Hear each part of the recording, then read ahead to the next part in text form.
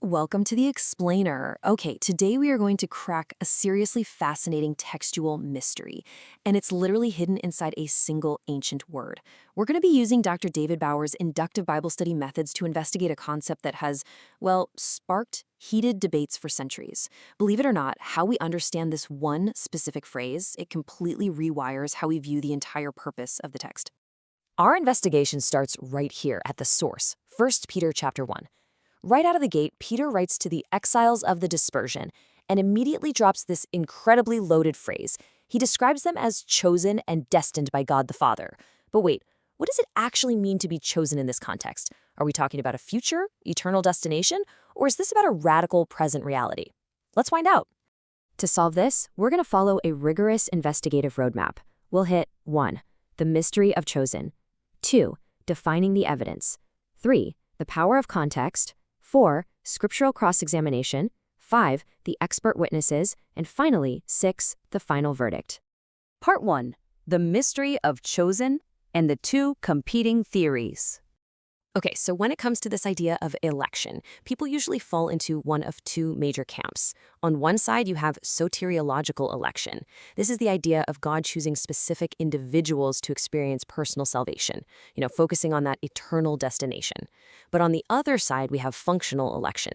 That's the concept of God choosing a collective group of people to perform a really specific duty or role right here in the world. So the big question is 1 Peter talking about individual salvation or corporate purpose? Moving right along to section 2, defining the evidence by examining the original Greek. To find our answer, we absolutely need hard evidence, and that means unlocking the foundational original language. The word translated as chosen here is the Greek word eklektos. Now, lexicons show us this word packs a fascinating dual meaning. It's derived from ek, meaning out of, and lego, meaning to call. So it literally means being separated from a larger group. But it also means choice or excellent, which implies a highly distinct top-tier quality. Dr. Bauer actually illustrates this brilliantly. He compares it to picking out choice cuts of meat at a market. You aren't just blindly grabbing whatever is on the counter, right? You want that grade A choice cut. Nobody wants a subpar steak. This heavily hints that Peter's readers aren't just randomly selected. They are specifically called out to maintain a very specific, excellent quality of life. But a single definition really isn't enough to rest an entire case on. To be truly thorough and build an airtight case, we have to analyze the precise layers around this word. We need to look at the immediate context, the broader context of the entire book, and of course, how the rest of Scripture uses these ideas. Which brings us to section 3, the power of context. Aliens, exiles, and identity. Let's see how the surrounding text builds a really compelling profile of these people, because as we all know, context is king. The immediate text describes these chosen people as exiles of the dispersion. Now, historically speaking, these were largely Gentile Christians living right in their native homelands. They weren't physically displaced, so Peter is actually calling them to a metaphorical exile. Because of their new spiritual birth, they're supposed to live on earth as temporary residents, representing an entirely different heavenly kingdom. It's a massive shift in identity. And this is a massive clue that draws a direct parallel right back to the Old Testament. Think about the Jews who were exiled in Babylon. The prophet Jeremiah told them to live in Babylon, sure, but not to act like Babylonians. Peter is telling the early church the exact same thing. Just like the Jews were exiles, Christians are chosen to live as exiles on earth, radically resisting cultural assimilation. Their chosenness is directly tied to this alien status.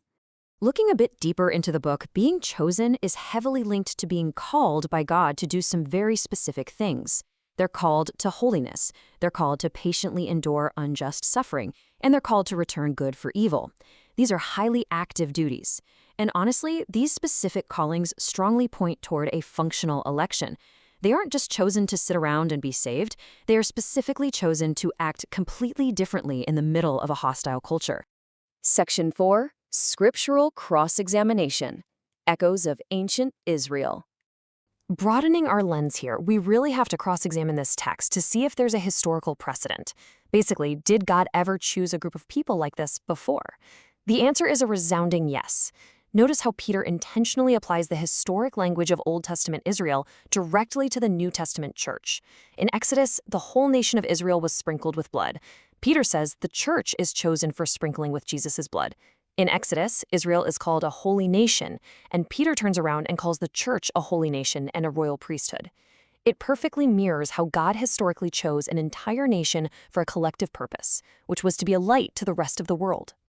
Now, what's even more compelling is how the word chosen is used just one chapter later. Right here, Jesus himself is described as chosen. Now, obviously, Jesus didn't need to be chosen for personal salvation, right?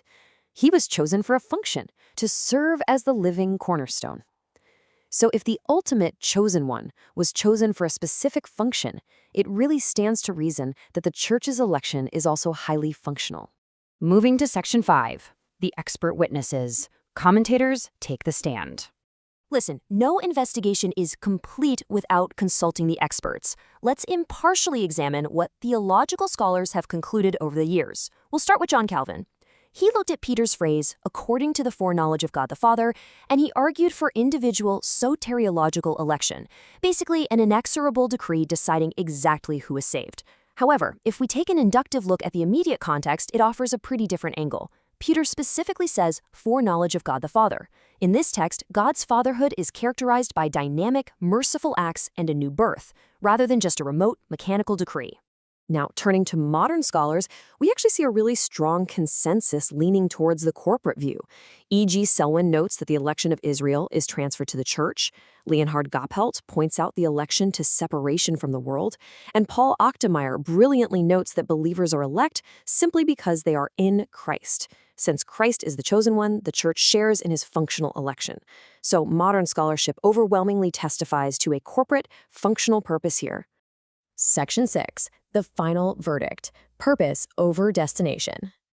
Okay, after weighing all the inductive evidence, looking at the context, and hearing from the expert witnesses, it's time to lay out the final findings of this textual investigation.